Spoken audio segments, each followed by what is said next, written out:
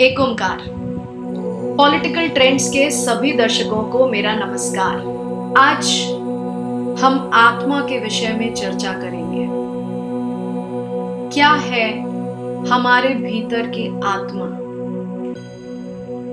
आत्मा हमारे अंदर की वो चेतना शक्ति है जिसके कारण हमारा शरीर, हमारा मनस और हमारी इंद्रियां सक्रिय हैं।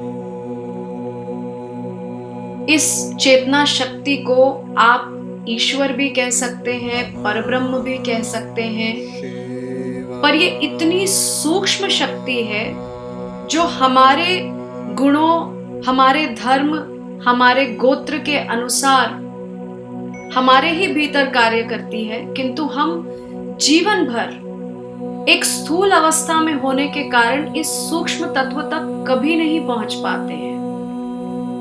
हमारे अंदर चित्त की इतनी तरंगें उठती हैं, इतनी विचारधाराएं उत्पन्न होती हैं कि हम कभी इस सूक्ष्मता तक पहुंच नहीं पाते हैं।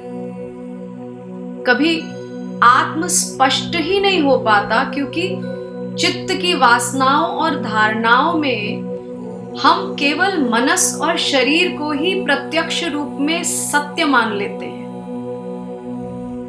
इस कारण हम आत्मज्ञान के बोध को भी तत्पर नहीं होते हैं।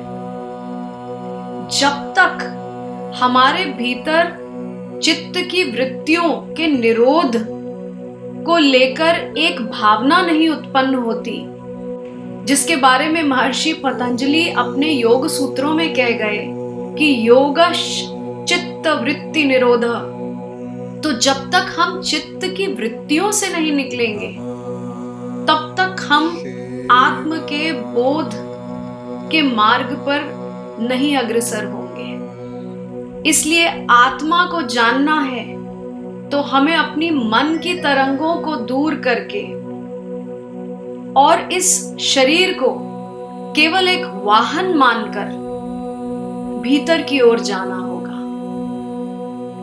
अंतः की ओर जाना, भीतर की ओर जाना ही आत्मबोध का एकमात्र मार्ग है।